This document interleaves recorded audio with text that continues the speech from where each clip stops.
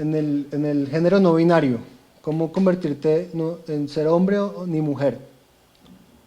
Y empecé a pensar cómo en lo digital podría llegar a construir esto.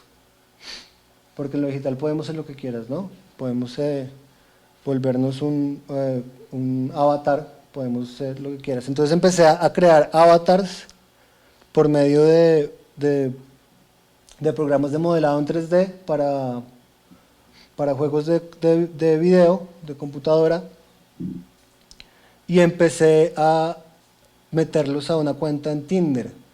Abrí un Tinder. ¿Saben qué es Tinder? ¿Sí? Entonces estuve durante 3 meses, estuve creando esos avatars que no eran ni hombres ni mujeres.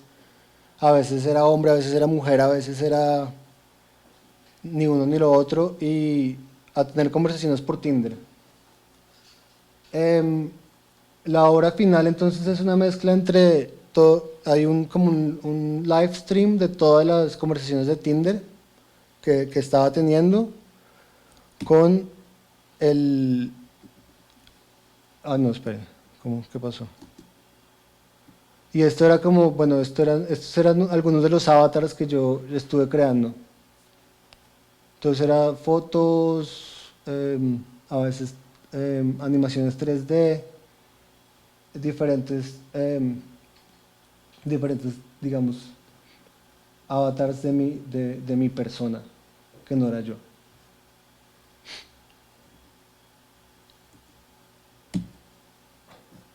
Luego me empezó a interesar el selfie. Entonces esto es un selfie hecho con 9270 fotos de selfies. Yo empecé a coleccionar selfies. Tengo una base de datos como de 3 millones de selfies en mi Dropbox. Tenía un código que cada vez que en Instagram alguien ponía un hashtag selfie, yo lo guardaba. Entonces era simplemente como que no es un autorretrato, tampoco es un selfie, sino como que es como yo lo veo como una identidad fluida, ¿no? Que el selfie tú nunca eres el mismo en cada selfie. Luego empecé a jugar un poco con eso. Esto nunca lo mostré, esto simplemente fue algo que hice en mi casa un día. Y luego la obra final es un espejo, digamos, digital, en la galería, donde hay como un fotomosaico vivo y la gente pues ve a su persona en los 9270 selfies.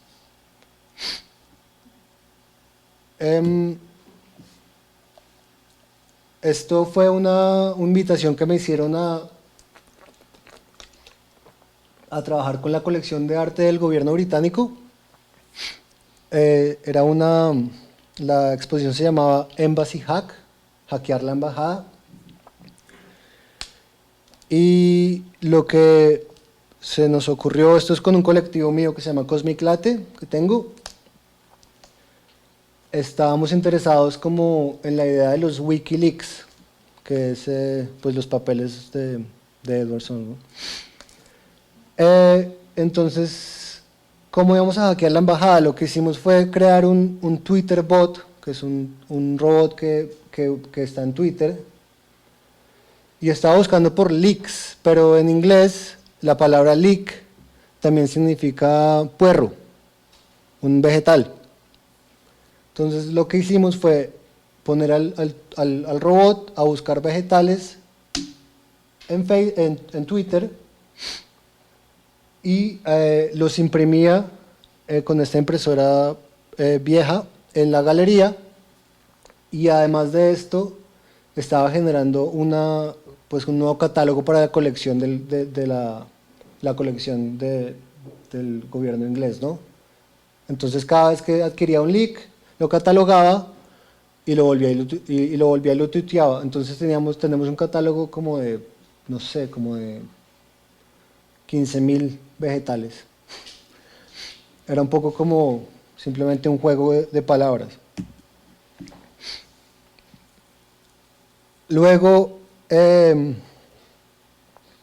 nos empezamos como a... esto fue durante la campaña de Trump, de la presidencial. Lo que queríamos era como, él pues hablaba mucho del muro, ¿no? Que quiero hacer un muro. Y pues nosotros también dijimos, bueno, pues nosotros también vamos a hacer un muro para él. Entonces, este es otro Twitter bot que hicimos.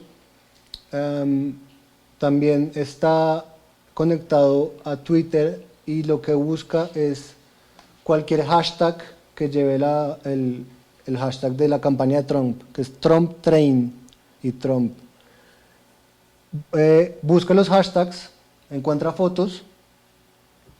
Cada foto que encuentra encuentra el color, como el color más reinante en la foto, y genera un píxel. Entonces, y luego va creando un muro de píxeles. Cuando termina este muro, lo manda otra vez a Twitter con el mismo hashtag de la campaña de Trump y empieza otra vez. La idea era un poquito como hacer un poquito de spam para la campaña de Trump, ¿no? Cada vez que creaba un nuevo muro, tuiteaba el primero y el segundo. Al final terminamos tuiteando, no sé si fueron como 10 millones de fotos, una cosa así. Obviamente hasta que Twitter se dio cuenta que era un robot y lo cerró.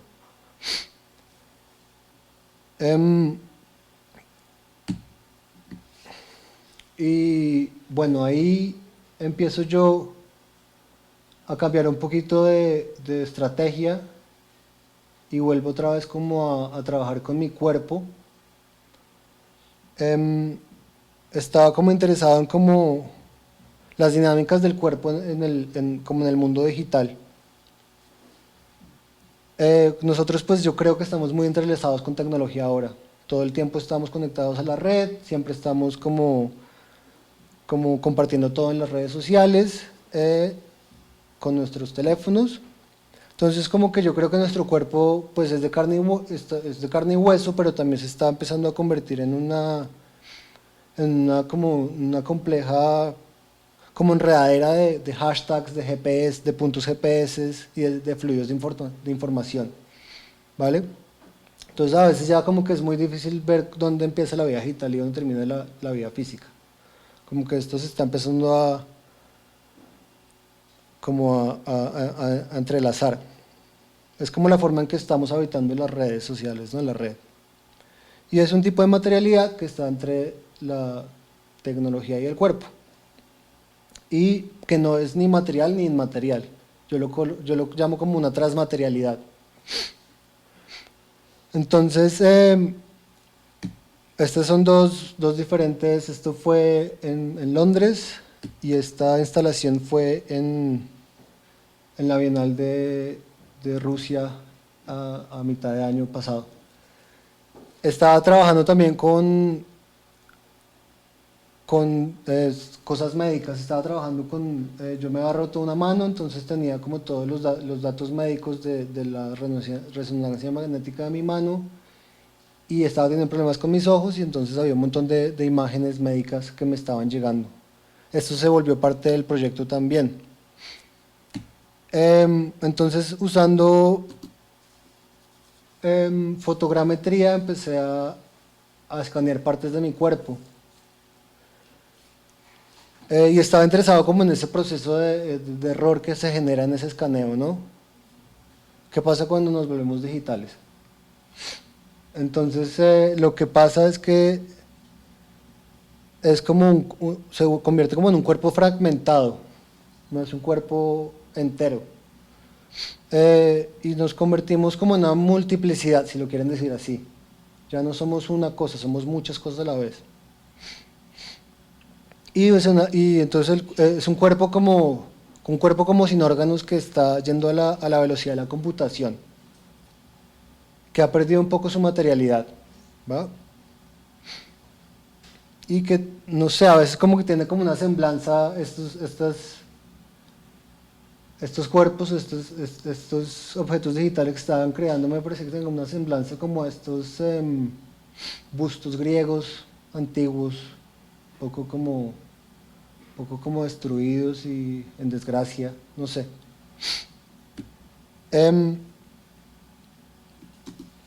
Y entonces luego como que empecé como a intervenir estos objetos digitales y les empecé a cambiar los datos que tenían por dentro. Esto como una estrategia como para que siempre el cuerpo no se vuelva como algo estático, sino que siempre está mutando. En cada vuelta se está convirtiendo en algo más. Como que esa identidad del cuerpo, como que la quería perder. Quería convertirme en algo que no fuera humano, de repente. Y luego al final, pues también me interesaba un poco como volver a las materialidades. Entonces la mano derecha, no izquierda, perdón, no derecha, esto es una escultura que hice con los datos de la resonancia magnética de mi mano rota. Simplemente cogí la información y por procesos digitales creé un objeto que supuestamente se parece o no a una mano, pues no sé. Y luego pues eran estos bustos que se asemejaban un poquito como a estas cosas, estos bustos clásicos, pero estaban intervenidos digitalmente. Entonces acá es donde yo empiezo como a interesarme como en la materialidad del mundo digital, de cuáles son estas nuevas materialidades. Entonces con los avances tecnológicos de ahora podemos reproducir básicamente todo lo que queramos a una fidelidad increíble. Los objetos digitales que creamos pues son objetos que no tienen dimensión, ¿no? Son como intangibles y no tienen atadura a algo físico. Entonces se convierten como una especie de ilusión. Entonces con esta nueva aparición de estos objetos, yo creo que el artista tiene un espacio para una producción cultural dentro de este espacio, dentro de este presente frágil y como multitemporal. Me da a mí la oportunidad de especular sobre la materia y su destino digital. Entonces pues empecé con el proyecto, que su nombre viene del náhuatl.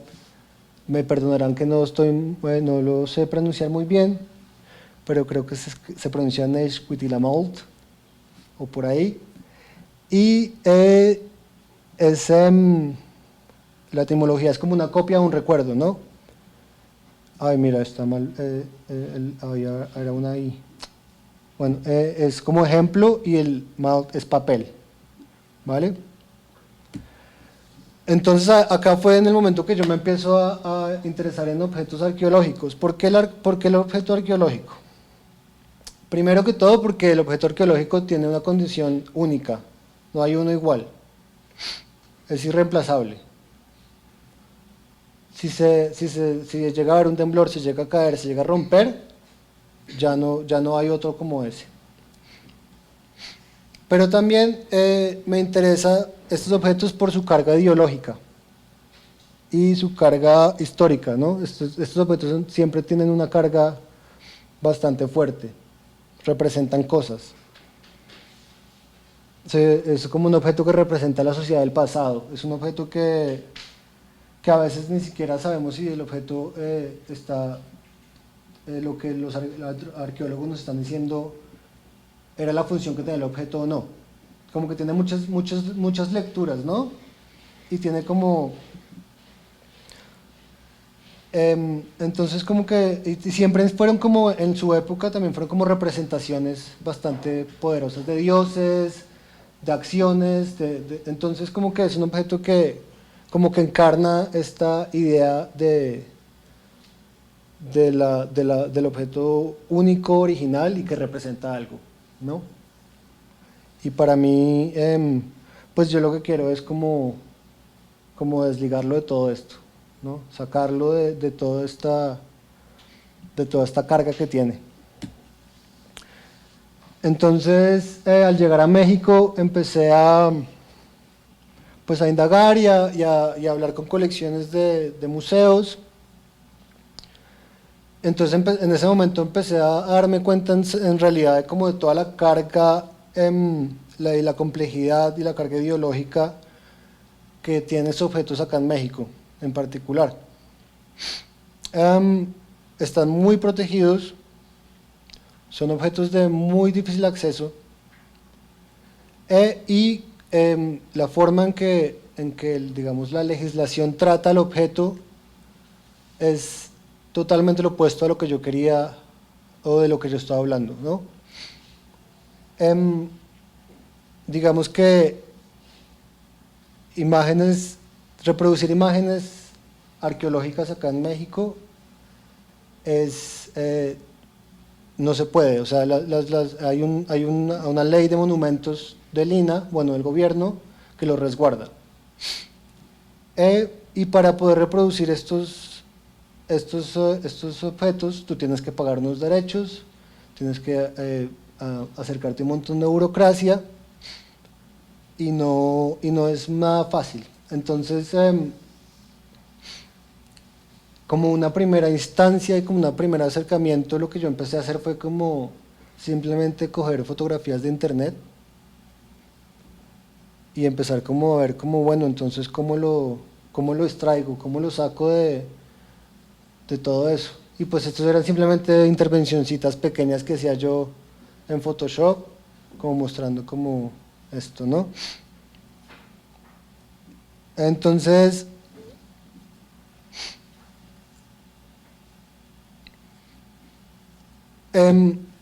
algo que me empezó que entonces yo lo que empecé a indagar es como, bueno, esta ley, ¿cómo es que va? Porque estos objetos no son digamos, los autores ya se murieron, muchos de ellos hace más de 1000 años. Y las leyes normalmente dicen que cuando un autor se muere, después de 70 años, se vuelve pues del público, ¿no? De dominio público. Pero entonces para los procesos, para los objetos arqueológicos acá en México no es así. Pero también el dinero que tú le pagas al INAH tampoco va para las comunidades indígenas ni nada. Entonces hay como un hueco grandísimo ahí en la ley.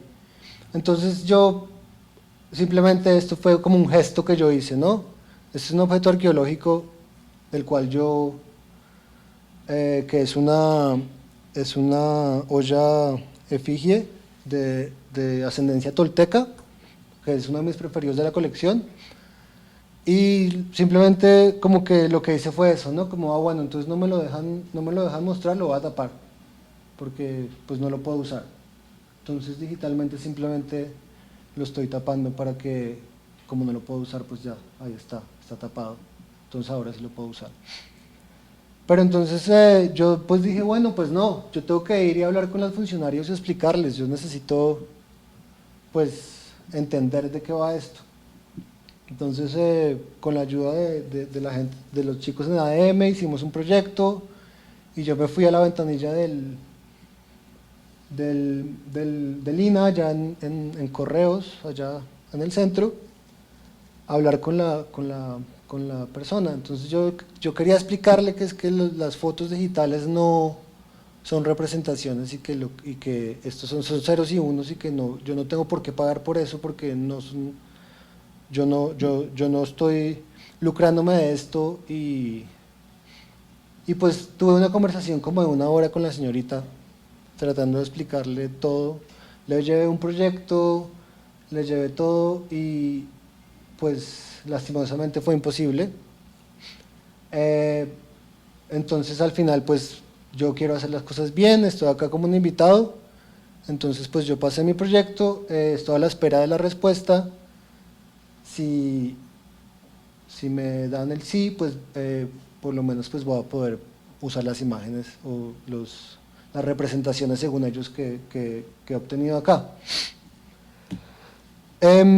Acá fue cuando pues entré a trabajar con la colección acá en Tlatelolco, con la ayuda de Lucía y Julio, y me abrieron las puertas y fue cuando empezamos a trabajar con la colección. Esta colección me interesó muchísimo en particular porque es una colección que no está muy interesada en lo arqueológico, sino más como en la belleza de las piezas como tal. Son piezas que se catalogan un poquito como piezas de arte, pero pues obviamente un arqueólogo te va a decir que no.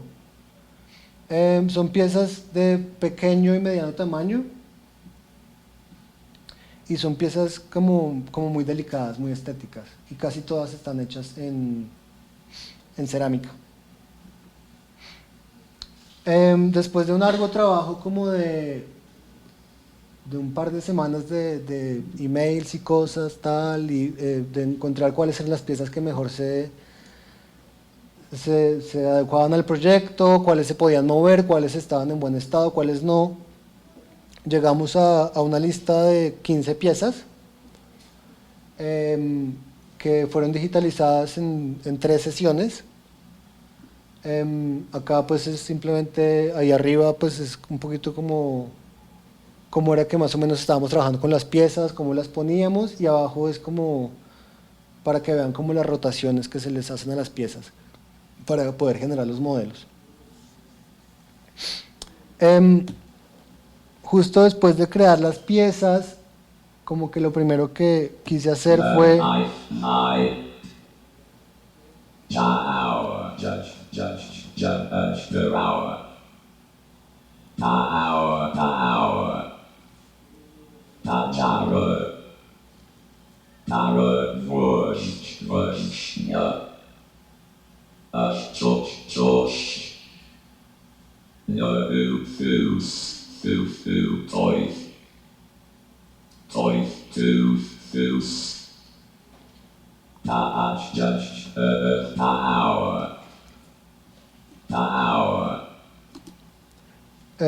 entonces, ¿qué es esto? Esto es simplemente, esta figura precolombina es una figura antropomorfa de ascendencia zapoteca.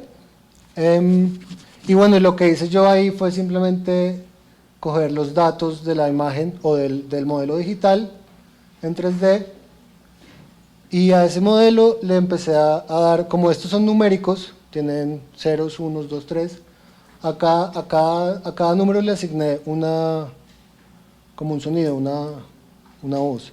Entonces simplemente yo estaba pensando acá un poquito como en Benjamin Walter, en el lenguaje de las cosas.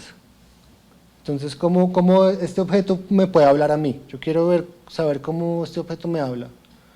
Obviamente es una interpretación que yo le hago, porque obviamente pues simplemente yo le estoy asignando unos parámetros para que hable. Es totalmente, obviamente no dice nada con sentido, pero era un ejercicio que me interesó. Entonces es como una pieza sonora que hice. Luego empecé ya como la pieza ya digitalizada, empecé como a pensar como en cuáles son los usos que se le da a una pieza digitalizada normalmente en arqueología. Entonces se usan para la conservación, para el archivo, para la documentación. Digamos que si tú digitalizas una pieza y en el futuro de pronto se rompe, pues tú tienes la digital, la puedes imprimir y tienes como ese archivo de esto era lo que era. En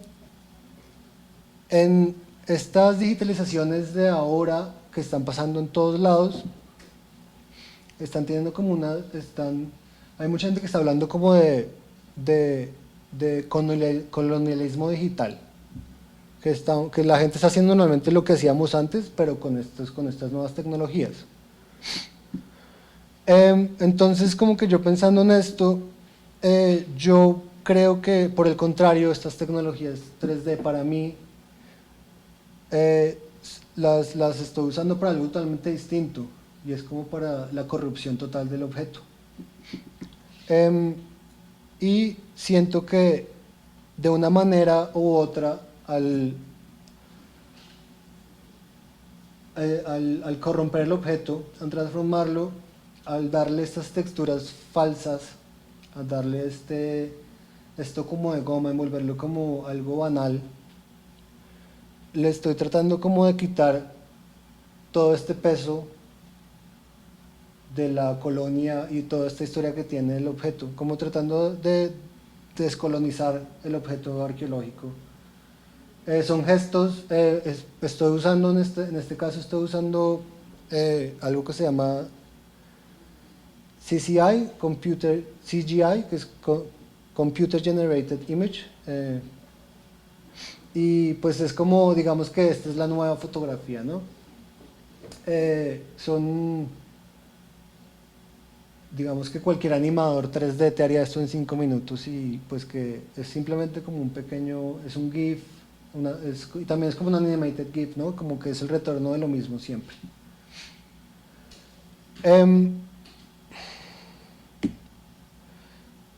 Y como la tercera fase de este proyecto, que es la que más me interesa a mí, que es la fase que apenas está empezando y que acá en México lastimosamente no voy a poder culminar, es como volver a traer estos objetos a la materialidad. Esto es otra de mis piezas favoritas, que le llamamos la galleta, porque es bien delgadita, es una figura antropomorfa, una mujer del preclásico, y es interesante porque es una figura que no se puede parar por sí sola. Entonces se cree para funeraria, ¿no? De entierro. Entonces, acá como que lo que me interesa es como el proceso de fabricación digital. Entonces, como un proceso artístico. Entonces acá lo que me pregunto es como si la máquina produce la escultura, ¿esto es considerado arte o no? O simplemente un objeto de producción masiva y desechable. Mi idea es como en Londres llegar a usar esto se llama un milado robot. Eso es como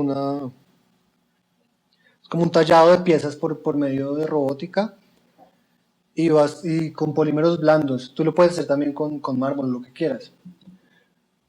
Y pues ahí estoy como un poquito como lo que estoy indagando acá es como eso, como ese otro ensayo de Benjamin Walter de qué es la obra de arte en el momento de la época de la reproducción en masa, la reproducción mecánica. Esto pues lastimosamente no, hasta que no vuelva a Inglaterra no voy a poder empezar a producir las piezas. Entonces pues como a manera como ya de cerrar, estos nuevos objetos serán como iguales pero diferentes, ya que no comparten los mismos materiales ni la misma funcionalidad de los artefactos originales. Han sido removidos de su cultura y de su trayectoria histórica, y ellos sirven para reflejar la ausencia del original dentro del mundo digital. Y como intervención en el espacio, los nuevos objetos nos recuerdan cómo las nuevas materialidades están reconstruyendo nuestro entendimiento del mundo físico, donde material y digital se mezclan. Esto es como más o menos lo que creo que me sale a mí de este proyecto. Y pues nada, los invito el próximo el próximo jueves a la inauguración de la exposición en la Galería M estaré instalando algunas de las piezas que he creado. ¿Vale? Eso es todo.